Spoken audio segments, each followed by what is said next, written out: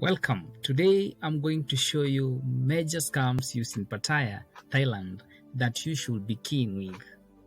Some scams in Thailand are simple to spot and can happen anywhere in the world. For instance, they may involve cashiers at mini-marts and other tiny stores attempting to undercharge customers who are tourists. Others, on the other hand, are more intricate, with people posing as trustworthy experts who deceive and mislead tourists into purchasing pricey goods and service in order to make quick and easy money. When on vacation in Thailand, it is easy for some tourists to relax their guard and fall for that lovely Thai smile, making them particularly vulnerable to scammers. To avoid them, care and common sense are therefore paramount. 1. Wrong change and not scam. You have to learn about the local money as soon as you can. Due to their unfamiliarity with Thai currency, many tourists frequently find themselves being shortchanged and exploited by cashier. You have to know that $1 is equals to 30 Thai baht. Where does this fraud mostly frequently occur? This tactic is frequently employed by taxi and tuk-tuk drivers. Crowded streets markets, particularly the Chatuchak weekend market, small bars and eateries. There are usually cameras behind the counter in 7-Eleven stores and retail malls, but you can never be too vigilant. And this is how scam operates.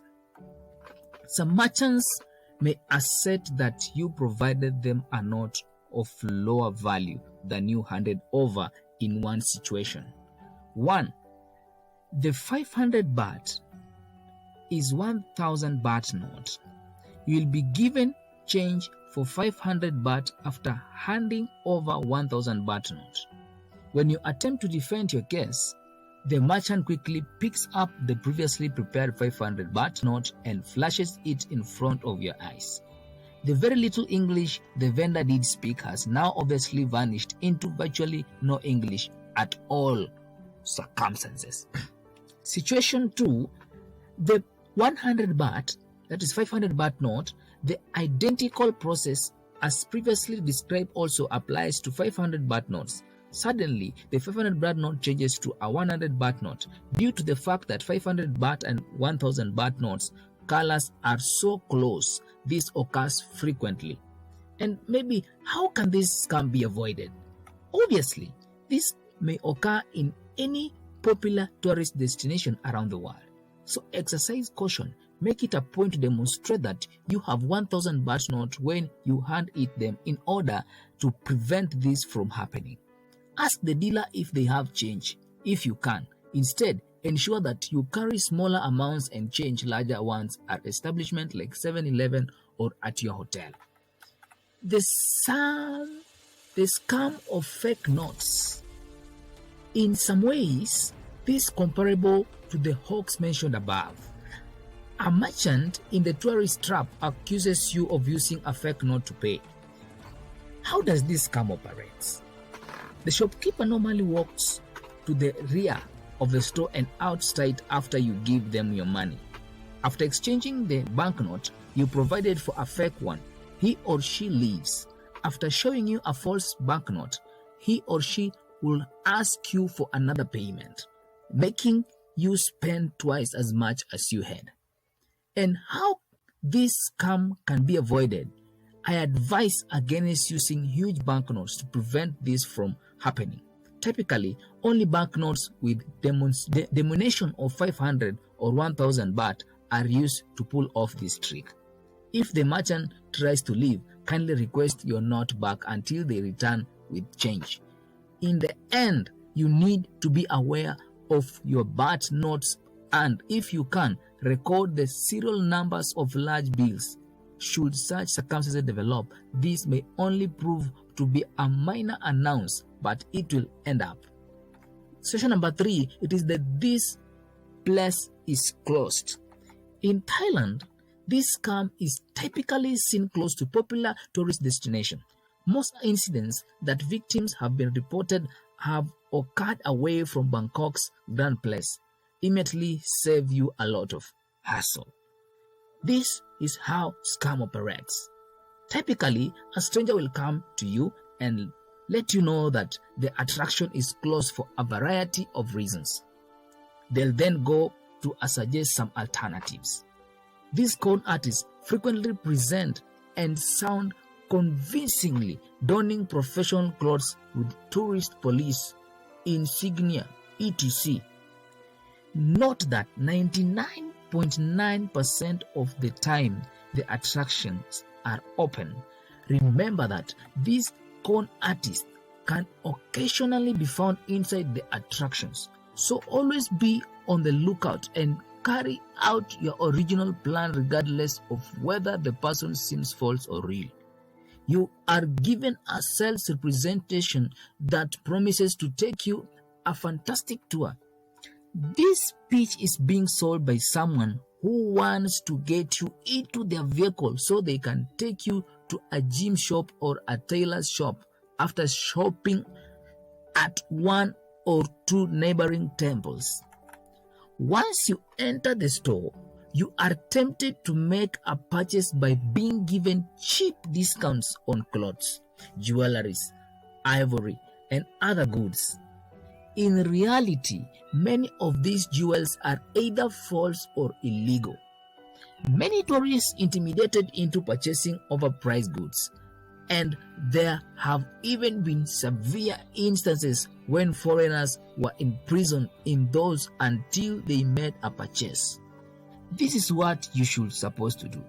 Avoid all offers that take you away from the tourist attraction and always go to the official ticket sales counter for the attraction. And number 4, it is the Thai games swindle. One of the more well-known tourist traps in the nation of Thailand is this one. It is an offer to purchase jewels that are the con artists will typically start by asserting that stones are readily available in the nation and can be bought in large quantities for cheap prices. Then he or she makes an attempt to persuade you to acquire them by claiming that you may sell the purchased stones for a profit back home. The shady partner enters. Typically, this is a shop visitor posing as a tourist to verify the gem seller account. The performer, who is typically a foreigner playing a role, claims to have made a fortune buying and selling these treasures. Everything is really convincing. 5 or 10 times more valuable in your country, but this is obviously untrue. And this is how this can be avoided. Seriously, don't be a greedy. When has making money ever been that simple? This con has been used to defraud numerous travelers who love to make money. Why would the person let you, a chance traveler, in one such a secret if they could really make a fortune selling Thai gems abroad? And the last one, which the 5, is the Fake Tourism Authority of Thailand tour packages. Travel agencies are not by the Thailand Tourism Authority. It is a government organization tasked with promoting the nation's wonders and tourist destination to foreign nations. Nevertheless, it lacks its own agencies. However, a lot of con artists abuse that starts great reputation of their own evil actions. And how does this fraud operate? People that prey on tourists in Hua Lamphong, Bangkok's main rail station, are well-known example. Interestingly, this can also occur at bus stops and ferry docks. The scammer will pose as a representative of TAT and inquire about the tourist's upcoming trip in order to obtain information. Information provided to the con artist makes their job easier. The poor victim will then be misled by the bogus TAT representative, who will claim that all train tickets have been purchased. The con artist now offers substitute tickets for given transportation by TAT. This will be a wildly pricey cab or private van. The visitor will encounter more frauds en route if a van, limo, or automobile is reserved. And this is how the scam can be avoided. Simply inform them that TAT does not provide trips. In fact, you should never trust anyone who claims to be from TAT since they lack legitimacy. Simply pass by and purchase train tickets at the official ticket counters.